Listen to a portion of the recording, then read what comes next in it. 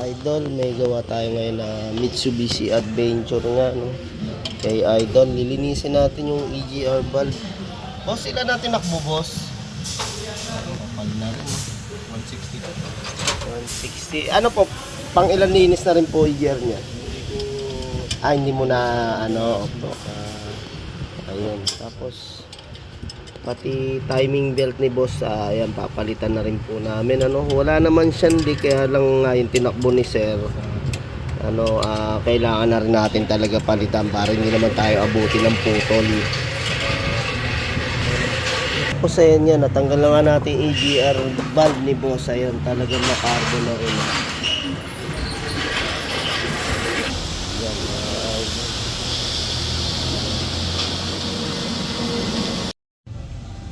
Paps, yung ating EGR talagang sa 160k mileage yung tinakbo ni boss.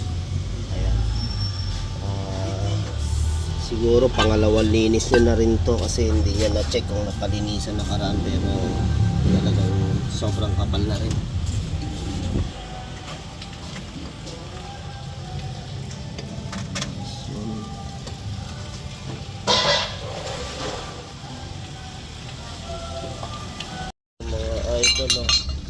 Linis yan ang ating intake manifold. Yan. Bumalik na talaga yung dating puti. Yan, ayan, basta nalilinisan natin ang ating degreaser, mga idol. Po.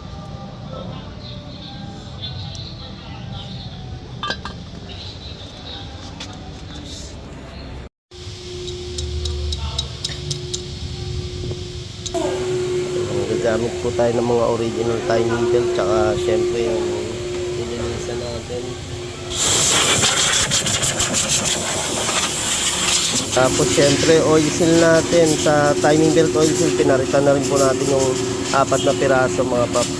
Gumamit tayo ng idler bearing, ayan, NTN brand, mga paps. Yung balancer natin na bearing, MTN.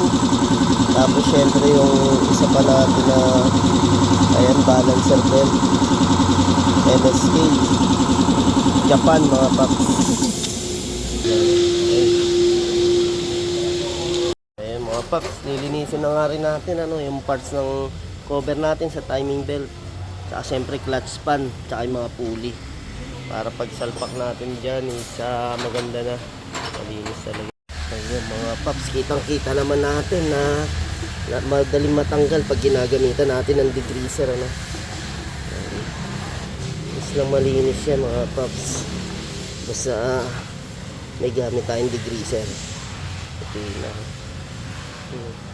Ayan, mga paps, nalinisan na nga rin natin. Syempre pag nagpapalit po talaga tayong timing belt, tinatanggal natin yung pinaka-clutch span, mga belt, cover, isasama na rin po natin talaga siyang linisan, po. Ayan, syempre pagka malinis yung ating clutch span, yung hangin yan, sariwang-sariwa din. Hindi, joke lang, mga paps. Syempre yung hangin, mas maganda lalo yung pampalamig na pupunta sa ating makina. Ayan, pagka malinis po yung mga yan. Ayan, mga idol, sinama na nga rin natin i-tune up o valve clearance ng makina para mas maganda yung takbo talaga ni boss. Tapos syempre, mga idol, sa timing belt hindi na po namin naibigay yung tips kung paano po.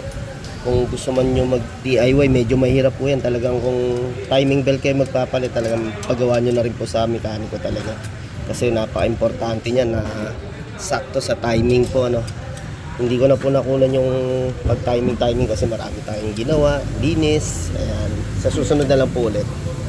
Ayan, mga paps, yung filler gauge sa atin na 8 ang ginagamit natin na panukat. Ayan.